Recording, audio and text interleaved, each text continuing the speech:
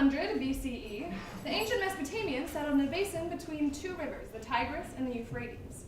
These rivers were unruly and unpredictable, flooding too much during the rainfall seasons and then drying up and receding during the summer months. So to control these wild waters, the farmers built levees to stop the flooding and sophisticated water-lifting devices to help irrigate their fields during the summer months. Such mastery of engineering gave way to other technological innovations and successful harvests for the Mesopotamians. But here's what really happened. Wow! This levee looks great. Good job, Asher. You like it? Thanks. I'm really happy with it. Maybe the floods won't drown and starve us this year. What are you guys doing? What is this? Oh, here we go. Look, a rock. We built a little wall so that we don't drown and our crops don't get ruined by the winter, okay? This isn't natural. Oh. Do you think Mother Earth wants you to take her stones and stack them? Right, but what if Mother Earth wants us all to die? Not my problem.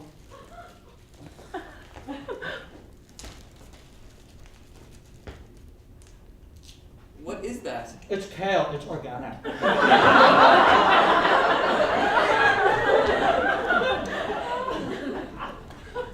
What's organic? It's a word I made up. It's Sumerian for better than you.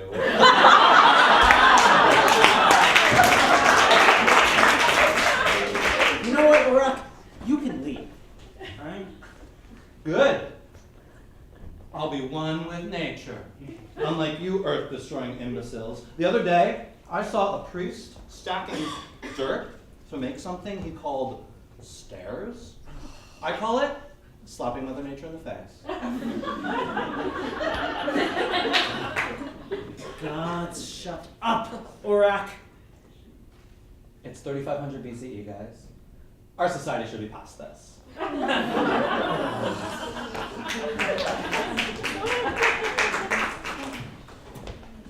Xerxes I attempted to invade Greece in 483 BCE.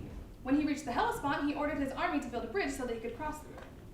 But the two tribes were soon swept away by ravaging storms. Herodotus says, So when Xerxes heard of this, he was immediately full of wrath and straightway gave orders that the Hellespont should receive 300 lashes.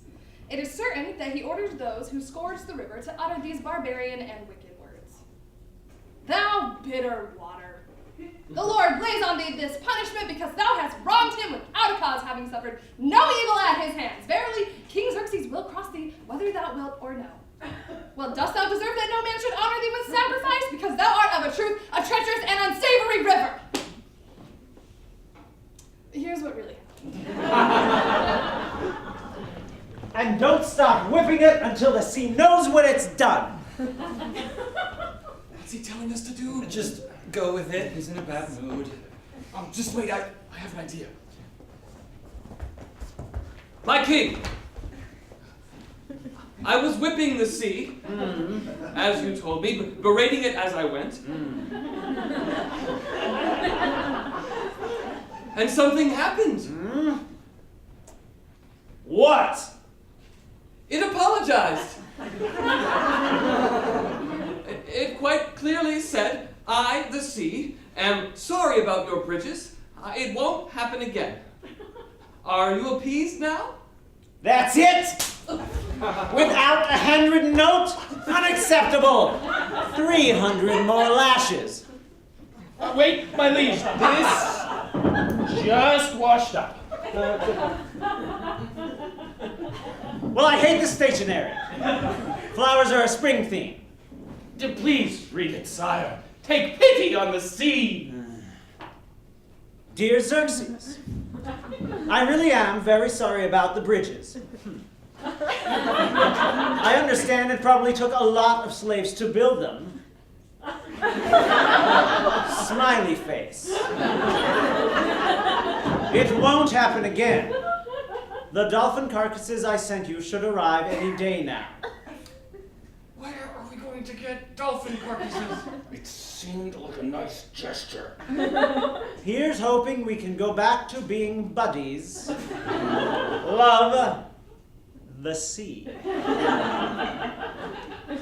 That is so sweet, the sea. And I did get those dolphin carcasses you sent. I had a couple lying around.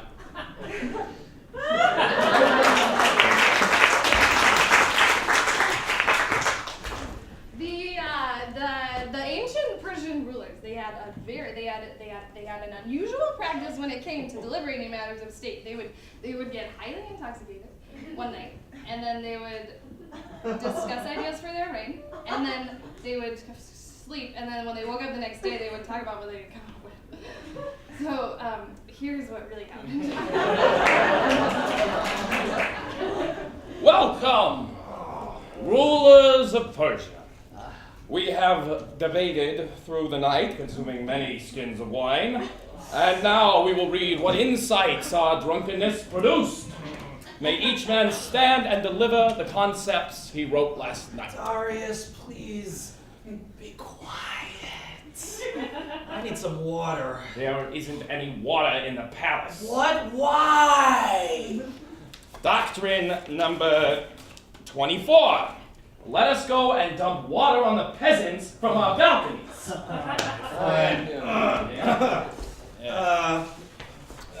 right.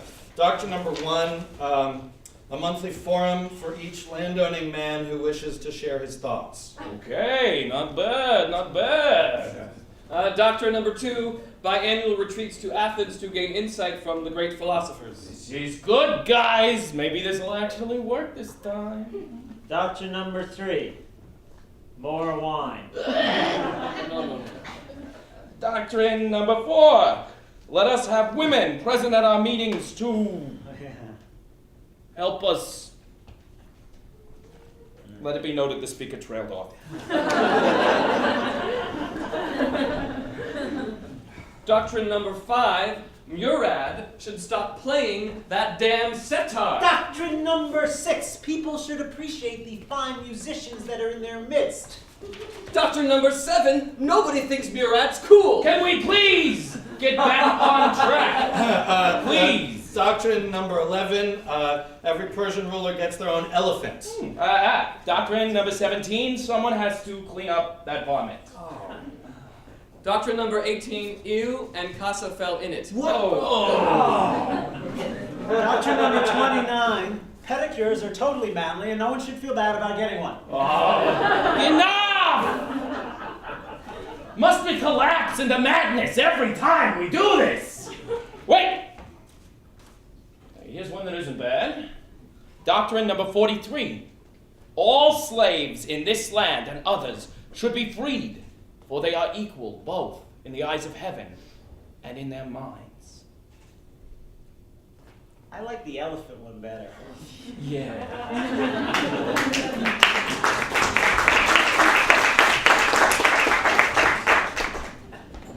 In the 18th century, a practice emerged of having a town crier. This man would dress elaborately, ring a bell, and stand in the town square. He would shout, "Hear ye, hear ye!" to gather attention for the announcements he made on behalf of the court. Here's what really happened. Hear ye, hear ye! The time be 4 o'clock and all is well. Ottoman attacks again repelled.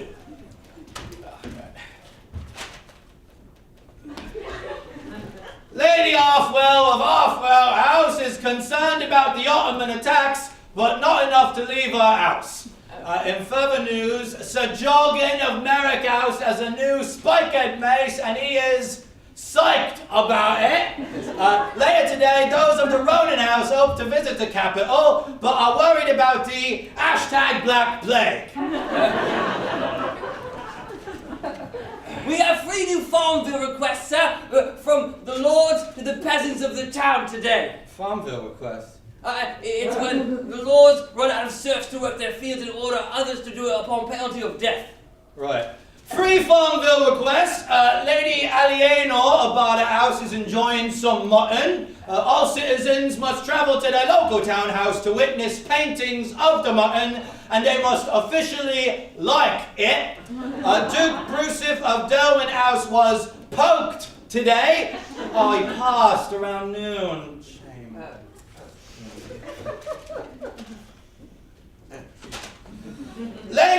innocent of sin in the house doesn't want to talk about it.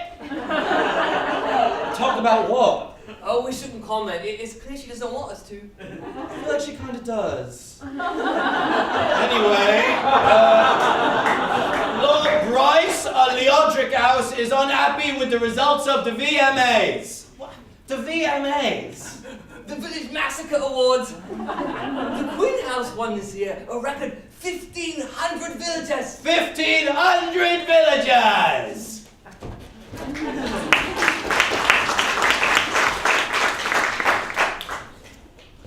On the 30th of June in 1905, Dr. Gabriel Borio conducted an experiment to test how long, if at all, the human head remained conscious after being sliced off by a guillotine.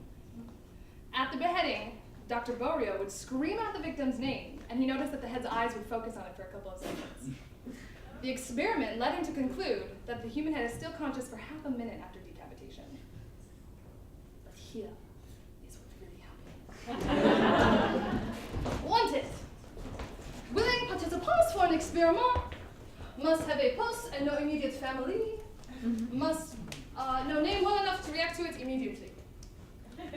Preferably someone more trusting than most people with a lack of common sense and knowledge of the French Revolution. Must be willing to lie on stomach in my basement for seemingly no reason. Payment, participants will be greatly rewarded, but only after the commencement of the study. We're currently, let's say, in my basement, but we may have to relocate to a cave. Light refreshments will be served. Also wanted, someone with a way to drain all of this blood out of my basement.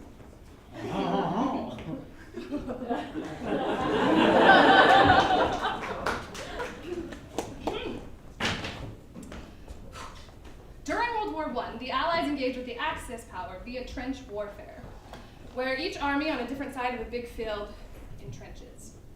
In one battle, a horse wandered out into the field, got hit, and went down. The Allies then decided to sneak out in the dead of night, steal the horse carcass to plant with the man, and to steal the horse carcass and make a fake one out of paper mache, to plant with a man inside with a radio wire so that they could spy on the Germans. But here's what really happened. All right, men. All of your training has prepared you for this moment. It's time to make a paper mache horse carcass. Yes, finally! Anderson, you call that embroidery? I've seen little girls crochet faster. Drop and give me 20 styles of velvet. Thompson, you call that needlework? Drop and give me 30. Sir! Johnson, what is it? What is this? Macaroni art? It's my favorite. Is this a little kitty? It's a flower, sir! It's beautiful. I'm gonna put it on the fridge. And by that I mean the fridge we keep here in the trench for some reason. Right next to the craft store we got all the paper mache from! And here's what really happened behind German lines.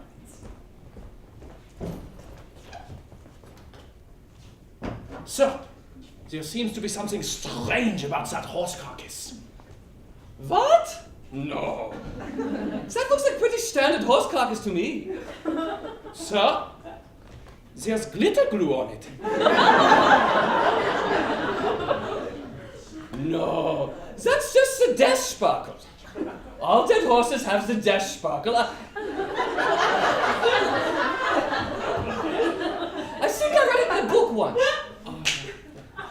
Sir, there's a Christmas ornament hanging off of the nose. Well, it's getting to be that time of year. I really should get my shopping done. Oh, yeah.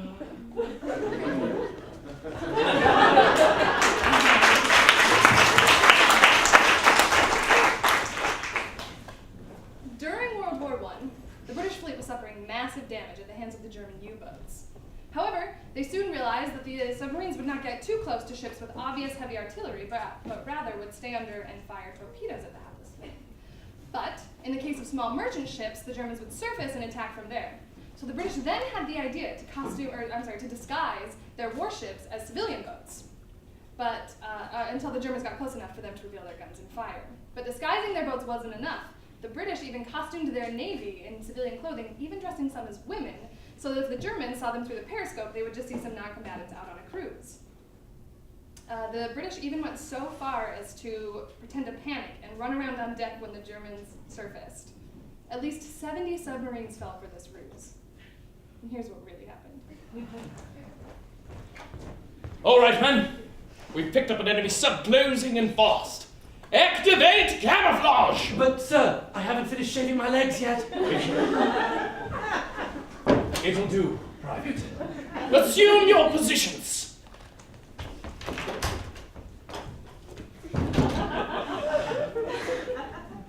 Oh, Mr. Tricklebank, how lovely to see you this morning.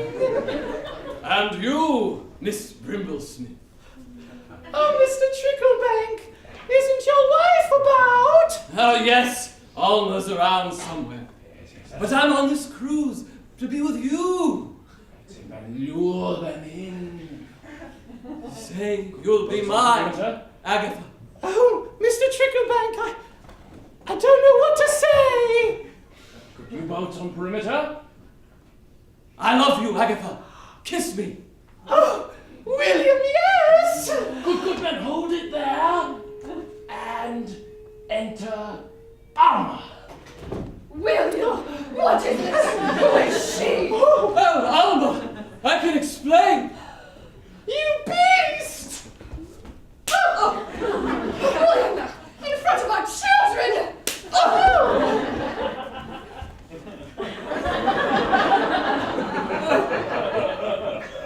Oh, my dear. Say you could forgive your pop-pop. I hate you. Mary, is that what little Lisa would say? We miss you, Daddy. U-boat surfacing.